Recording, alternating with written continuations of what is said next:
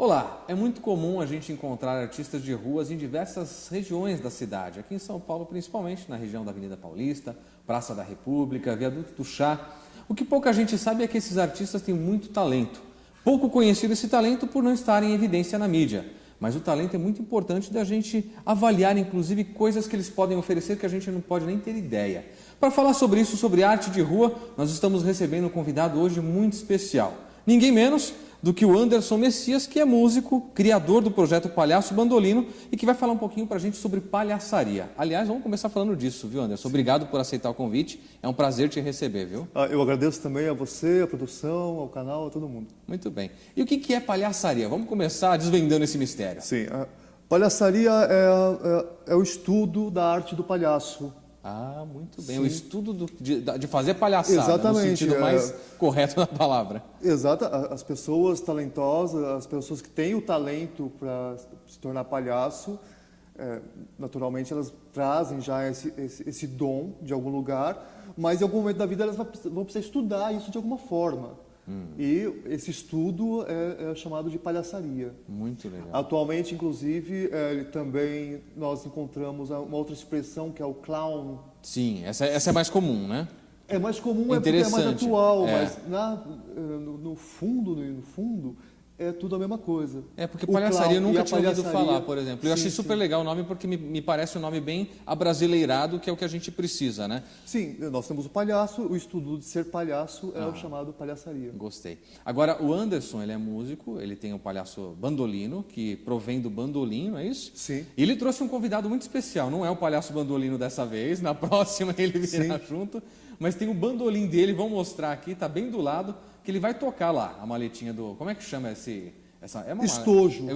Estojo. Né? Ou case. O case, enfim, do bandolim, que ele vai tocar daqui a pouquinho para a gente conhecer. Mas eu queria falar um pouquinho da tua carreira, Anderson. Sim. Como é que começou isso? Porque você é um artista de rua.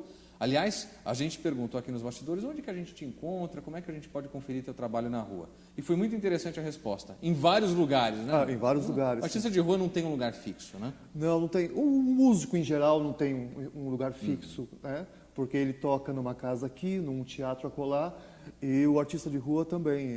Ele para em um ponto, elege um ponto ou vários e começa a explorar isso em prol do público, em prol do desenvolvimento daquele trabalho. Muito bom. E como é que começou isso na tua vida? Com que idade? Por que você decidiu fazer essa arte na rua? A música ela começou há muito tempo, já ainda na adolescência. A arte da rua ela surgiu ainda há uns 10 anos, mais ou menos, por conta de uma necessidade de tocar. O músico, às vezes, principalmente aquele músico que trabalha muito dependente de um grupo, de uma banda, ele eventualmente acaba não tendo onde tocar ou com quem tocar. E daí, no momento que eu estava numa situação parecida com essa, eu pensei, eu preciso continuar tocando, então eu vou tocar sozinho e eu vou tocar na rua. E daí foi uma experiência apenas de uma necessidade de fazer música que eu tinha, que eu fui então para a rua para fazer para poder continuar tocando, num período em que eu não estava com nenhuma banda. E isso esse trabalho acabou me sugerindo uma série de oportunidades interessantes sobre vários aspectos. E daí eu comecei a desenvolver esse trabalho. Muito bem. Isso daí foi com que idade? Você tinha que idade quando você tocou na rua pela primeira vez? 30 e poucos anos. É mesmo? Sim, sim. Que coisa. Hoje você está com que idade? Com 39. 39. Sim. E dessa fase tua de início, né, de tocar na rua, enfim, qual foi a experiência mais interessante que você viveu? Eu sei que a gente não pode mencionar uma questão de plateia, porque, na verdade, as pessoas estão sempre em trânsito, não é isso? Ainda mais em São Paulo. Exatamente. Mas, às vezes, param, participam. O que você viveu de mais curioso nesse momento? Pessoas que param e além de fazer uma contribuição espontânea, ou seja, o estojo do bandolim fica sempre aberto à disposição de alguma caixinha, Verdade. né? É parte da remuneração do artista que trabalha na rua, são as contribuições espontâneas do público. Então, as pessoas, às vezes, além de jogar uma moedinha ou uma notinha, ela coloca também um bilhetinho mencionando que aquele trabalho é fantástico, que como é bom passear pela calçada, pela tarde e, de repente, se deparar com uma coisa do gênero. Crianças que passam e depois trazem as mães para trás, fazendo questão de que tem que botar uma moedinha ali na caixinha. Muito bem. As crianças, imagina, principalmente agora que você usa o artifício aí da palhaçaria, do palhaço bandolino, tenho a impressão que as crianças devem ter bom, elas têm uma atração muito curiosa com o palhaço, né? Como é que é isso hoje com você? É fantástico. É fantástico. Eu sempre comparo essa experiência com a do meu filho. Eu tenho um filho de 3 anos de idade, ou seja, ele era um bebê há pouco tempo. E era um bebê muito fofinho, muito bonitinho, como quase todos os bebês são. E como né? todo pai coruja faz questão de destacar, Exatamente. Não é isso? E sempre que eu passava com ele na rua, as pessoas, por mais distraídas que elas estivessem, quando elas prestavam atenção naquele bebezinho, elas paravam e olhavam e sorriam e vinham querer ter algum tipo de contato. Que coisa né? legal. Esse trabalho na rua com o palhaço, ele é uma das experiências mais similares a essa experiência com o meu filho que eu tive, porque na rua é assim também. O palhaço, ele atrai a atenção das pessoas de tal forma que parece que desperta a inocência e aquele amor sublime das pessoas no momento que elas veem aquela figura do palhaço fazendo o seu trabalho, fazendo a sua arte.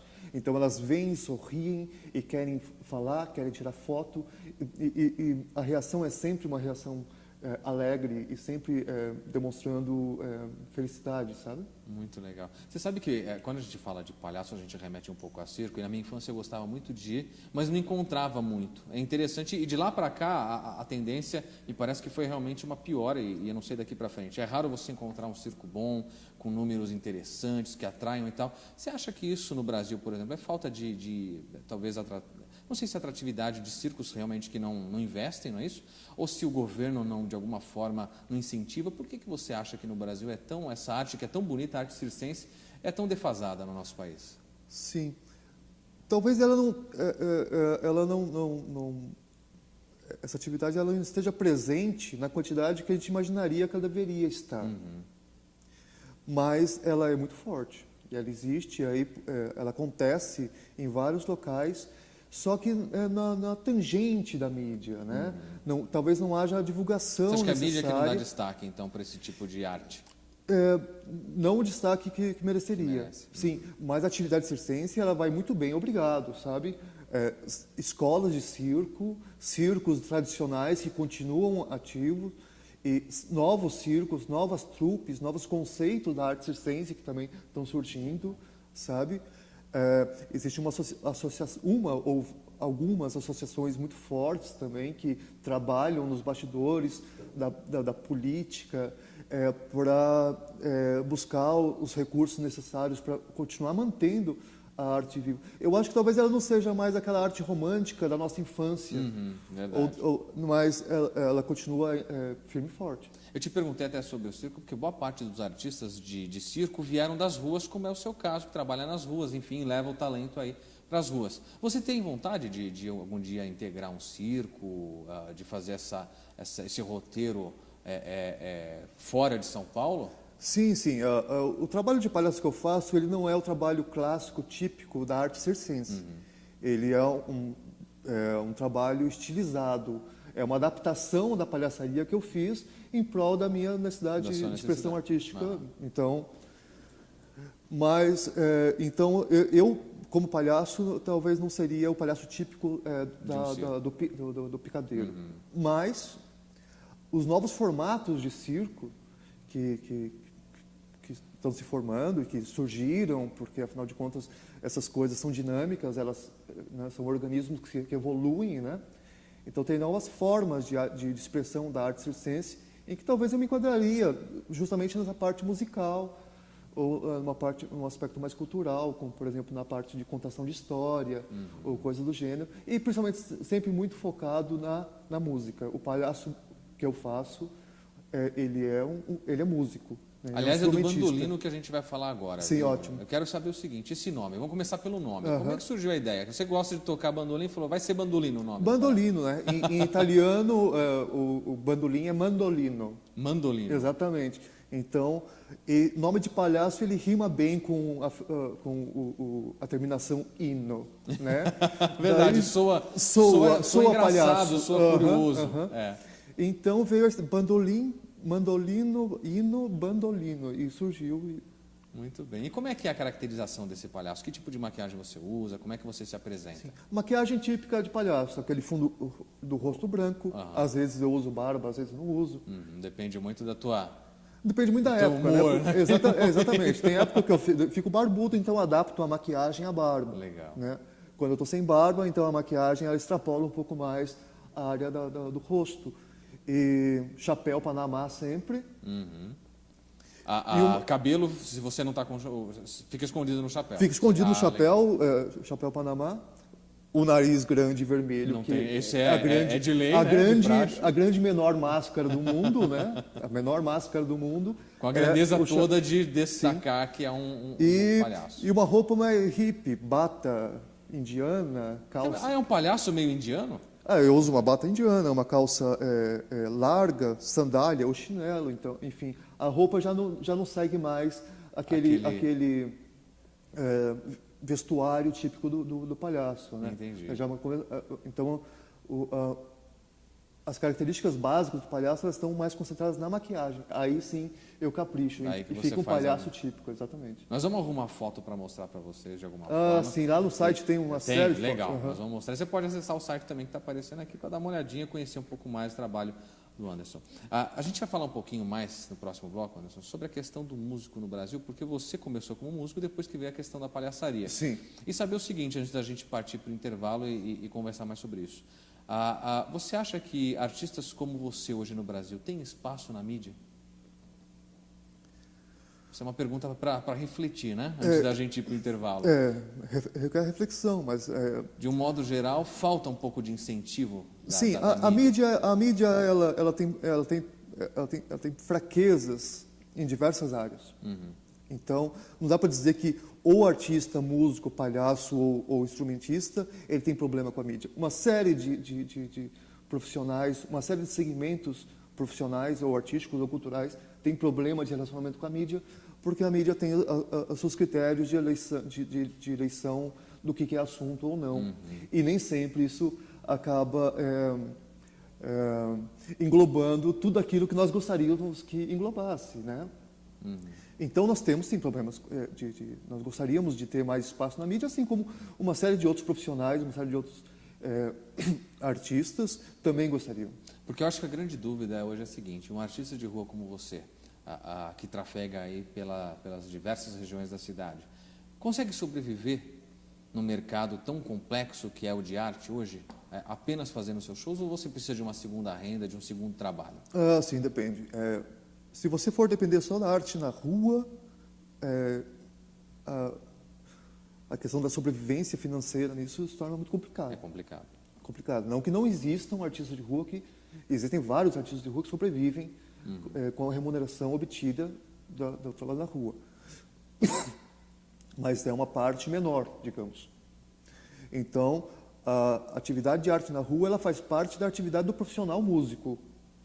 Ele tem que fazer várias coisas, certo? Então, ele tem que fazer arte na rua, ou ele pode fazer arte na rua para obter parte da sua remuneração, assim como também é interessante que ele saiba dar aulas. Muito bem. Que é o seu caso, que a gente vai conversar daqui a pouquinho sobre isso também. Lecionar é uma boa forma de fonte de renda, de complementação de renda. Tocar em casas de show também. Tem essas formas Sim, sim. Então você tem que juntar uma série de coisas. Tem que se virar nos 30. Tem que se virar. Legal. Tem que se virar. Olha, a gente vai para o intervalinho, mas já a gente está de volta e conversa um pouco mais sobre essa questão e sobre a palhaçaria, sobre esse projeto bonito que ele faz de arte na rua. Não saia daí, Análise Direta volta já.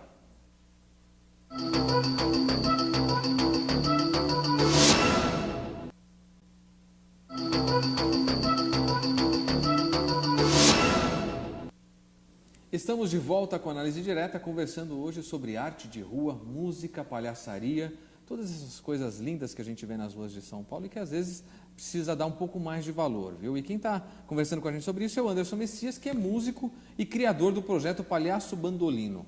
A gente já conversou um pouquinho, vem do bandolim que você toca. Aliás, eu tenho uma informação aqui da nossa produção que você estudou violão, guitarra e violoncelo, que é aquele grandão, né? Sim. Na verdade, depois do bandolim, o que te levou a querer tocar bandolim e quais os seus estilos musicais preferidos? Sim. Comecei com o estudo desses instrumentos, o violão, a guitarra, um pouco de contrabaixo, depois o violoncelo, passando por todas as vertentes de gêneros musicais que esses instrumentos representam. A música pop, o pop rock, o rock, e depois também o MPB, a MPB, melhor dizendo, e também o jazz, a música clássica, enfim. Ao estudar os instrumentos, eu fui também estudando diversos gêneros musicais e passando pela história da música. E depois que eu deixei de estudar esses instrumentos, eu tive um período de intervalo na minha carreira musical. E quando eu voltei, eu pensei, eu precisava de alguma coisa nova para poder voltar a alguma coisa. Não queria mais voltar a tocar e me interessar e me dedicar à música, tocando violão, ou violoncelo, ou guitarra, ou aquelas coisas que eu já tinha estudado, que já tinha aprendido de alguma forma. E depois de pesquisar alguns instrumentos, eu acabei decidindo pelo bandolim. Instrumentos de corda, eu já estudava instrumentos de corda, então eu já estudava instrumentos que usavam palheta, então ele veio a calhar bem, porque foi um instrumento que eu peguei e de repente eu percebi que eu já tinha uma afinidade muito grande com ele, mesmo sem nunca ter tido contato anterior. Então, em uma semana eu já tocava uma música, em 2 semanas, em um mês eu estava tocando em grupo de choro. Então, foi uma coisa assim que aconteceu, esse interesse pelo bandolim e o desenvolvimento. E depois, então, o desenvolvimento de um trabalho muito sério de estudo e de pesquisa a respeito dele. Muito bem. Olha, a gente está conversando com um músico aqui, eu não vou ficar só conversando, né? A gente quer também ouvir um pouco do talento, entender um pouco do que ele faz. Eu queria que você tocasse, então, desse uma palhinha para a gente com o seu bandolim. Claro. Enquanto você vai pegando ele ali, eu vou te fazer uma pergunta para você pensar. Vai preparando certo. Ele aí. E é uma pergunta para você de casa também. Na verdade, a gente ouve muito falar isso, sabe, Anderson? Que a questão musical é dom. Será que é dom? Porque eu tentei aprender música, vou te confessar isso aqui. Tentei aprender piano. E sabe que eu até gostava de tocar piano, mas eu não sei se a professora que eu peguei não era das melhores. E chegou um momento que eu desisti, eu falei, eu não sou para esse negócio de música, meu negócio é falar. Tanto que eu falo até demais. Agora, você acha que é dom? Porque você teve uma facilidade muito grande pelo que você contou pra gente, sim. Inclusive com bandolim. Será que é isso mesmo? É sim. Dom? Existe pessoas com uma facilidade maior de aprender e assimilar as coisas pertinentes ao estudo do instrumento musical. Isso é inegável. Mas dom, mais do que ser essa coisa latente que certas pessoas já possuem, também é uma coisa que pode muito bem ser desenvolvida. Você acha que alguém que, por exemplo, tem interesse, ele não nasceu sabendo tocar, não é isso, mas tem interesse e pode aprender com tranquilidade? Vontade e interesse são as palavras-chave para aprender um instrumento musical. Porque não importa se você tem dom ou não, você vai ter que ralar muito. Mesmo tendo dom, né? Mesmo tendo dom, exatamente. Nada vem pronto, nada vem formado. O que acontece é que algumas pessoas têm um pouco mais de facilidade, elas aprendem, portanto, em um menor espaço de tempo. Outras pessoas talvez tenham um pouco mais de dificuldade em alguns aspectos do estudo da música, certo. E elas vão demorar um pouco mais de tempo. Mas se a pessoa tem vontade e ela quer, não importa se ela vai aprender isso em 6 meses, em 8 meses ou em 1 ano, o importante é que ela vai aprender. Muito bem. Vamos ouvir então um pouquinho do talento aqui do Anderson. Pode tocar. Anderson Messias com o seu bandolim. Você prefere ficar mais assim? Fica à vontade, o jeito que foi melhor para você. Vou tocar uma música aqui do Johann Sebastian Bach, um prelúdio. Muito bem. Inclusive, o bandolim no Brasil ele é mais conhecido como instrumento típico da execução do choro. Verdade. O chorinho, né? E eu gosto de explorar e fazer algumas músicas que elas vão além desse repertório chorístico apenas e que acabam explorando repertório de outros tipos de gêneros musicais. Muito bem, vamos lá.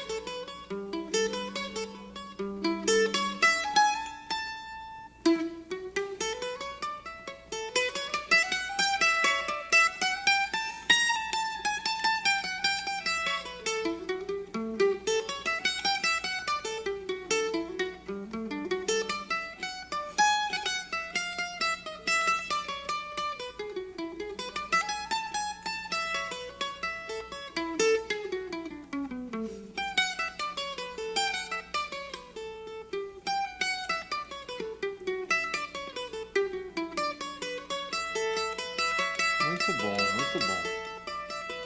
Agora eu vou te pedir um negócio difícil, viu, Anderson? Vou te pedir um negócio difícil agora, eu quero ver.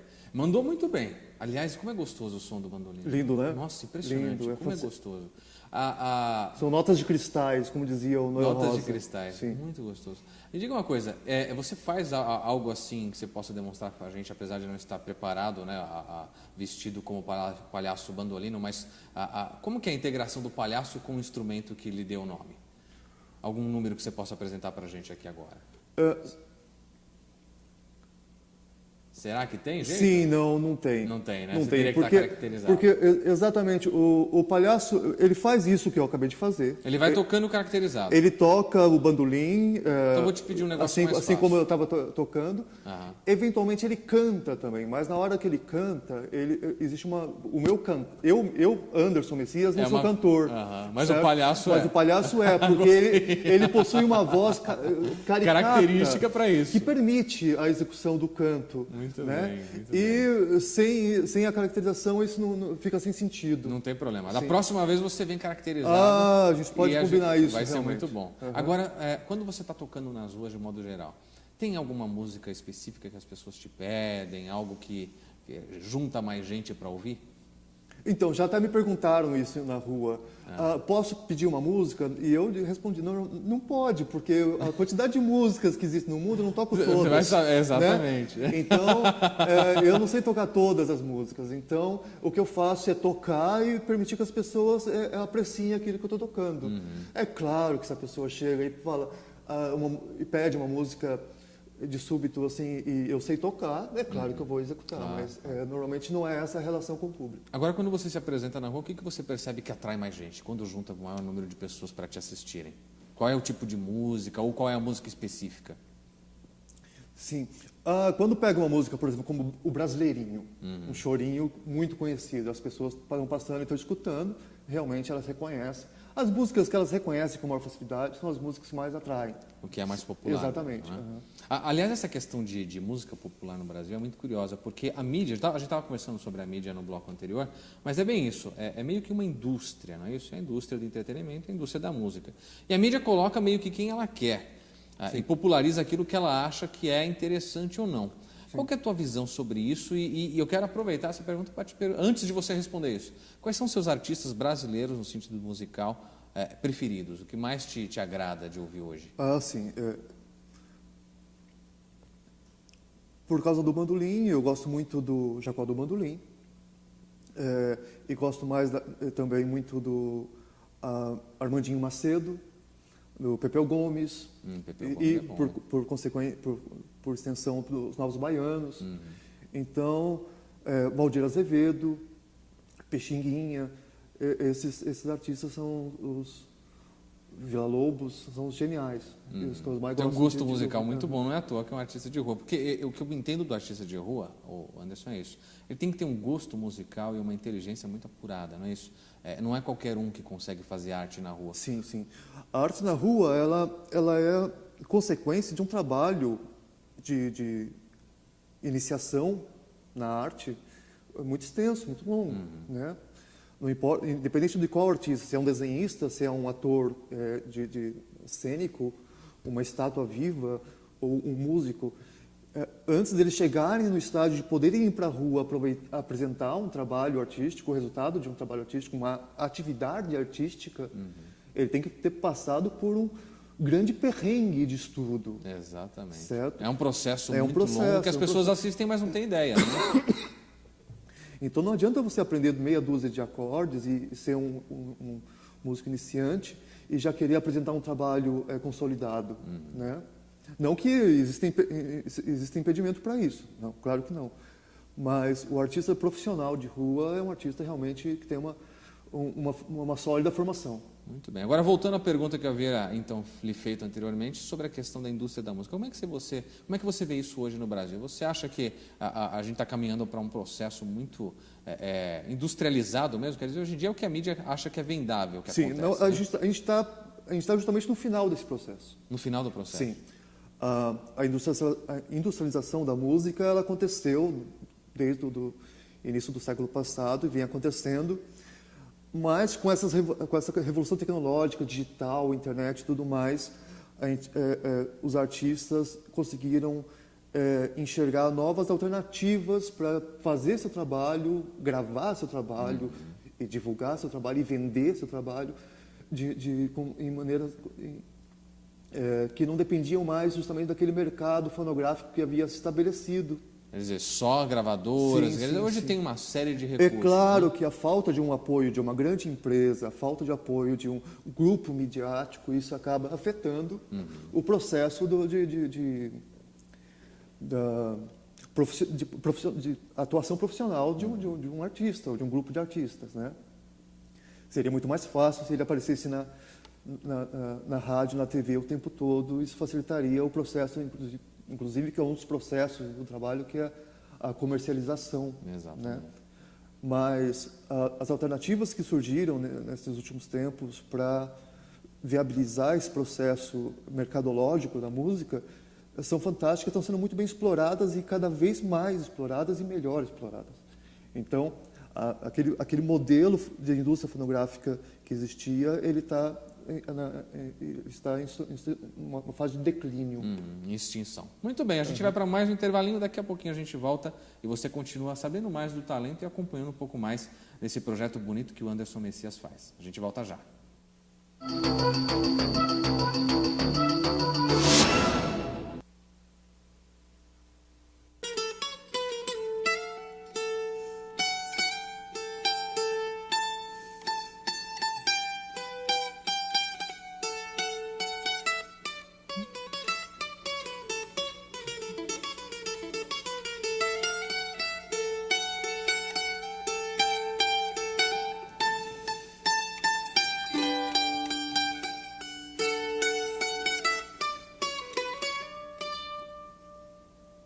Muito bem, você está ouvindo aí o Anderson Messias, que é o nosso convidado de hoje, que é músico, artista de rua, palhaço também, no melhor sentido da palavra, não é isso? Só existe o melhor sentido da palavra, exatamente. Né? E você ouviu ele tocando bandolim, que aliás é o instrumento que deu nome ao palhaço que ele interpreta, o bandolino. Eu gostei demais desse nome, viu? Ótimo. Eu vou para a rua para ver você se apresentando e a gente vai mostrar aqui depois. Porque deve ser depois eu fantástico. passo a minha agenda. Boa mesmo. Agora, a gente estava conversando no bloco anterior sobre essa questão da música e tudo mais, e você leciona música. Como é que é esse projeto que você desenvolve? Onde é? Quais são as pessoas que participam? Sim. Logo depois que comecei a aprender a estudar violão e aprender violão, eu já parti para essa coisa de dar aula. Dar aula é uma excelente forma de você aprender, inclusive, o que você precisa aprender, o que você precisa estudar para poder ensinar, você precisa saber. Então, dar aula é um excelente termômetro para você definir se o seu estudo está indo bem ou não. E já dei aulas particulares, aulas em escolas de música e tudo mais. Atualmente eu trabalho mais com aulas específicas que a gente chama de oficinas, né? Então eu não dou mais aquela aula particular onde fico ensinando o aluno a aprender os primeiros acordes e tudo mais. Normalmente são oficinas para pessoas que já têm um domínio instrumental, algum domínio instrumental. E daí ele participa desses cursos que eu dou para aprimorar uma parte técnica, teórica ou prática de conjunto, coisas do gênero. Onde que ocorrem essas oficinas que você inicia? Em centros culturais, onde as pessoas se organizam. Aí você vai como convidado? Sim. Normalmente as pessoas se organizam, montam um grupo, daí me convidam para lecionar. Muito bem. Você sabe que eu tenho uma impressão sobre o artista de rua, Anderson, que talvez você possa me dizer se é isso mesmo. Vocês devem ser bastante críticos em relação aos estilos musicais, essas novidades que vêm surgindo pelo mercado, como a gente estava falando, né? Quer dizer, hoje se mistura, inclusive, alguns estilos musicais e fica aquela coisa... Eu vi recentemente umas misturas de funk com sertanejo, enfim. Sim. Como é que vocês lidam com isso? Quer dizer, deve ser muito difícil para vocês, com o gosto apurado que tem, perceber que isso vem se tornando, na verdade, às vezes, moda entre os jovens, né? Sim, São aspectos contemporâneos da música. É impossível fugir disso. A música sempre teve esse embate da música que é boa, da música que é ruim, da música que é valorizada, da música que é discriminada. Então, isso surge música boa e música não tão boa o tempo todo. E são aspectos culturais. Verdade. Né? Então a gente convive muito bem, a gente não ouve, a gente que eu digo, né? Eu não ouço alguns estilos de música, eu não ouço alguns movimentos musicais, alguns artistas, mas eu respeito esses artistas como manifestações culturais válidas, né? Você acha que, apesar de tudo, são manifestações importantes? Sim, quem manda naquilo que é arte não é o artista, é o público, é o apreciador. O artista só tem validade, ele só faz alguma coisa importante se tiver alguém lá para validar, para escutar. Senão ele não passa de um solitário estudante das músicas que ele considera válidas. Então, quando o público aceita, a arte é válida. Eu te fiz essa pergunta pelo seguinte: outro dia eu estava com um grupo de amigos numa discussão e mais ou menos essa. Quer dizer, o que é música? O que é sucesso? O que é bom e o que não é? Isso vai muito do gosto, não é isso? A gente até discutiu o seguinte: eu, por exemplo, gosto muito da letra. Uma música é música para mim se ela tiver letra. Sim. Essa composição é boa. Sim. A mesma coisa, não é só a letra, porque tem música que é basicamente instrumental, mas o arranjo é bom, como que você tocou no início para a gente. Como é que você vê isso como artista? Quer dizer, tem que ter letra, a composição tem que fazer parte? Como é que é isso para você? A música ela não tem letra, né? Então a música pura e simples ela é instrumental. A música passa a ter letra quando ela se funde a outras manifestações artísticas, como a literatura, a poesia. Exato. Enfim, a coisa falada, né? Então, são coisas que são fantásticas, muito interessantes. Os dois aspectos da manifestação musical e artística são válidos, né? E uma das coisas que a gente debateu, inclusive, que eu quero saber a tua opinião sobre isso, foi justamente o seguinte: que a música ela tem públicos diferentes. Quer dizer, tem gente que considera a música para dançar. Essa música é para dançar, então tem que ter barulho. Sim. E tem a música que é para você ouvir.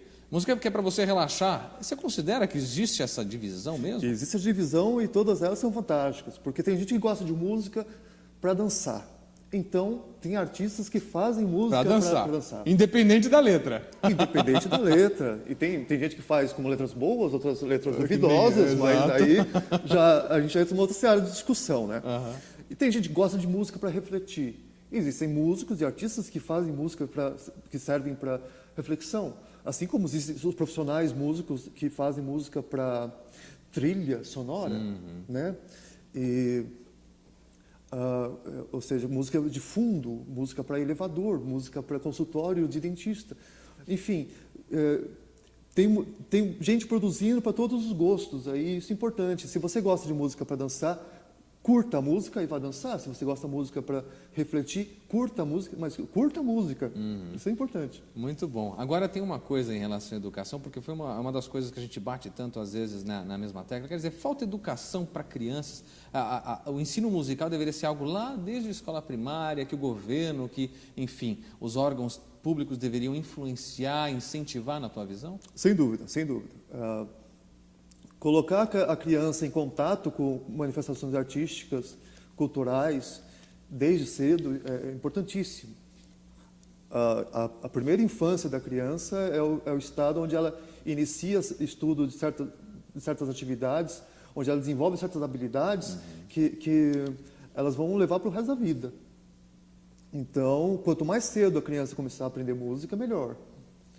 Então, quanto mais cedo iniciarem o incentivo à aprendizagem da música, melhor. Então, seja na escola, seja em casa, seja na igreja, tudo isso é importante. Quanto mais cedo, quanto mais cedo você conseguir colocar em contato com a música, melhor, porque se a criança que desenvolveu, a pessoa que desenvolveu interesse, ela vai conseguir desenvolver as habilidades com mais facilidade. E agora, na escola, já é obrigatório, na rede pública, pelo menos até onde eu sei. É claro que a rede privada acaba copiando. E o ensino da música também como parte da parte de educação artística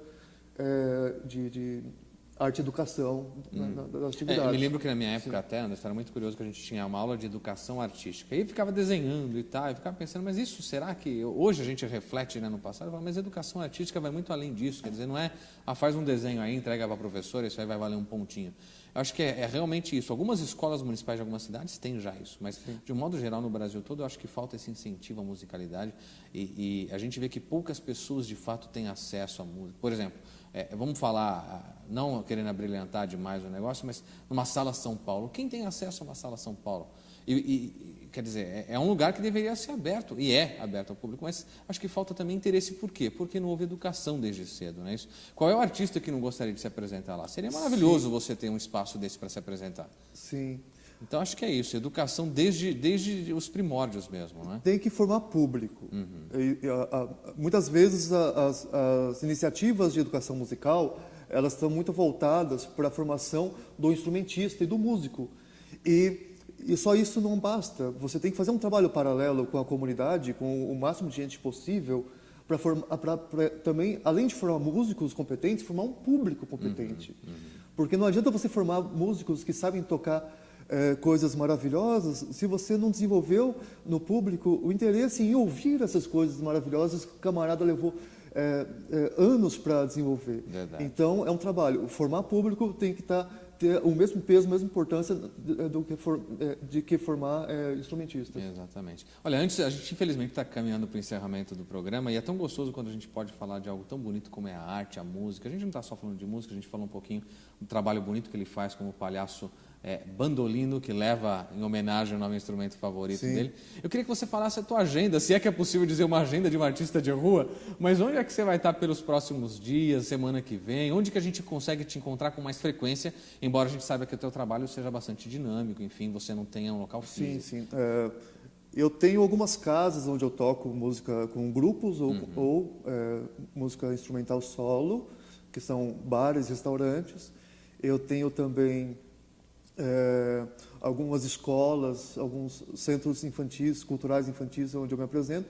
E na rua eu trabalho muito na região da Paulista, na região da República e na região da Santa Cecília, desenvolvendo esse trabalho. Mas é uma coisa muito que requer realmente um acompanhamento de uma agenda no site, na internet. Porque, você tem lá, se a gente entrar no teu site, então vai entrando aparecer lá aqui para você. É possível.